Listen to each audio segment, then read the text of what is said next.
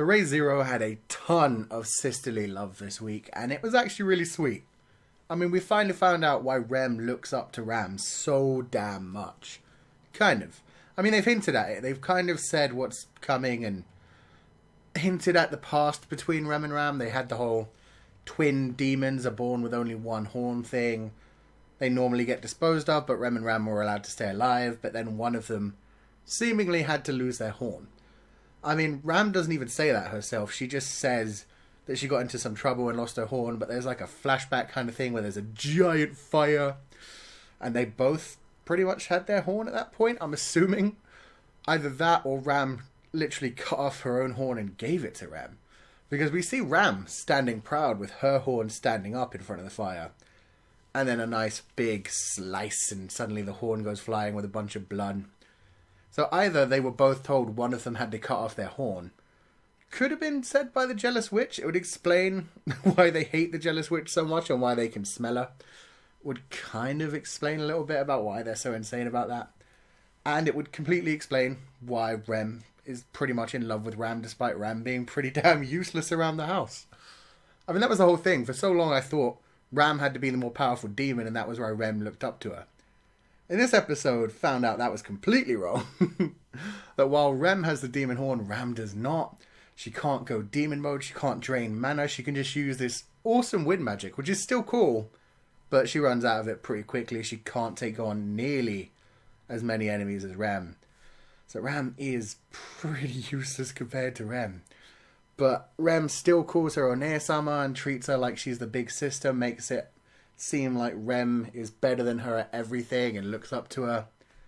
So I am thinking at some point they were given the choice of one of them having to cut off their horn and Ram stepped forward and did it and was the older sister.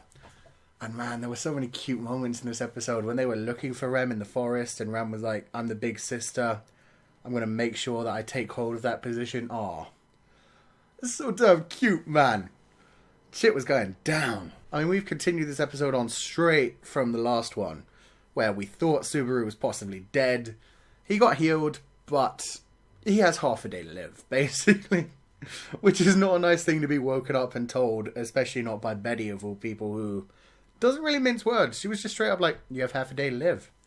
And that was it. She wasn't even going to, like, clarify anything on it. She was just waiting for his response. And when his response was so chill about everything, then she got really pissed off. I think she wanted to see him squirm a little bit, which I have to love about Betty.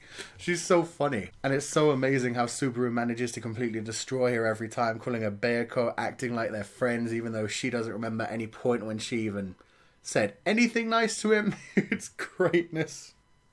But I mean, then we had that moment when Subaru figured out exactly what Rem had done, that she'd gone into the forest to exterminate every goddamn Mar-beast there. And there were a ton of them. Including the shaman who's still out there, who is proving to be a bit of a pain in the arse. God. So, I mean, this episode was kind of slow. It had a lot of talking, even though there was a lot of action going on in the background. It was action that we'd basically seen better done last week. I mean, we do still have some moments of Rem going insane. Flipping around with a chain, destroying shit, wrecking dogs just with her bare fists. It looks pretty cool. But they did do it all last week, and they showed it in a much more action-packed and shocking way. And that's not to say they have to show something shocking every new episode. Obviously, this one was about establishing Rem and Ram's past a little bit, showing off the shaman, and getting Subaru to that point where he could actually bring Rem back from the demon-infested state that she's in. Because right now she is trying to kill him.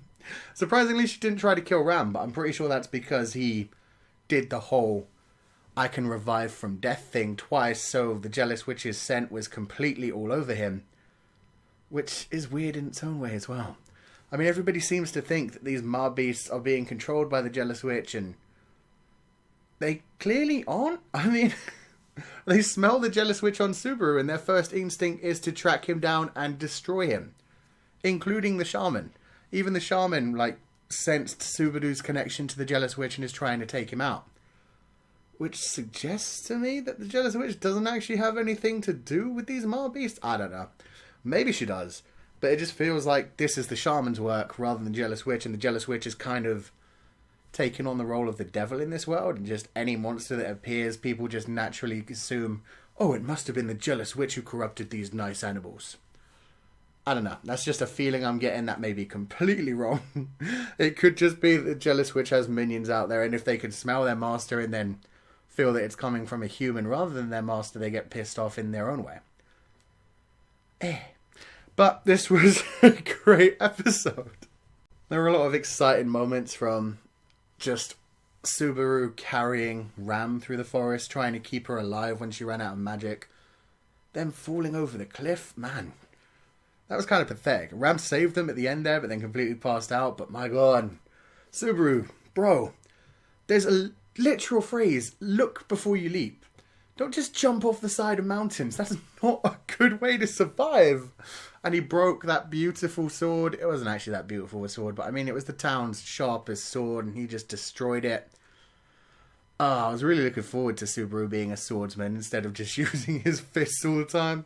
But that sword was short-lived. Even though he's still using like the half-broken sword to try and attack Ram, which looked brilliant. I mean, Ram's faces, when she's all demonized, are incredible. Some of the best animation they use in this show is definitely focused on her right now. I also really like the backgrounds that he's using. Like the first time Subaru was deciding he was going to tell people about the jealous witch in this episode and tried to draw in the demons, which I thought was a really cool idea as it was. Like, they focused on the background a bit behind him, and the rocks looked so damn cool. I mean, it's really weird sitting here and talking about how rocks looked cool, but they were really well drawn. They looked really nice. Still not up on that Ufotable Tales as Hysteria level, but damn nice for just random stuff in the background. And then that bit at the end where he threw Ram at Rem. That was brilliantly animated. It was hilarious. He was running along, Ram on his shoulder, like screaming her head off, so confused. And Rem was just so snapped out of everything by that. Like, she just catches Ram out of the air and is suddenly like, Ram? What the fuck's going on? And then Subaru tries to launch his attack and fails and gets blown into the air. Like, that whole scene was just animated so well. It was so fluid. You could tell exactly what was going on despite the fact that people were going everywhere. So yeah, really well animated end to this episode. There was a lot of talking in this, but it was all set up for things that are clearly going to be important down the line. I'm really hoping Ram, and Subaru will pull out of this one okay. I mean, I can't believe that after that last episode where Subaru got so messed up, he went straight back into the forest again. Risked his life all over again. Beako is not going to be very happy with him. I'm sure Emilia is going to be pretty pissed as well, since she was so worried. Oh man, she's perfect little waifu material. Puck was being all adorable with Subaru at the beginning.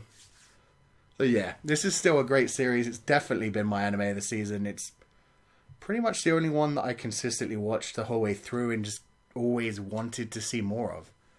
And again, in this episode, like, it ended on that cliffhanger. The cliffhangers are what really are annoying me in this one. This one feels like it shouldn't have been this short. It's because of the way there was so much talking at the beginning and there was so little action, and it wasn't that different from the last episode. It feels like this one should have really been a double episode and connected to another because, ended on a cliffhanger. We didn't get to see the conclusion to this story. It's just dragging on at this point. I really want to get to the end of this Roswaal arc and at least to the end of this moment in the forest and meet the actual shaman himself. Because we still ain't seen him yet. He's still a little adorable, creepy looking dog thing that I can't take seriously. And people are continuously saying, when you see the shaman, you'll be freaked out. And I want to see the shaman. But it will take a while. So yeah, incredible episode. I loved it. Let me know what you guys thought in the comment section below. And if you liked this review, then wreck that like button like you mean it. Subscribe if you haven't already to see more. And I will see you guys next time.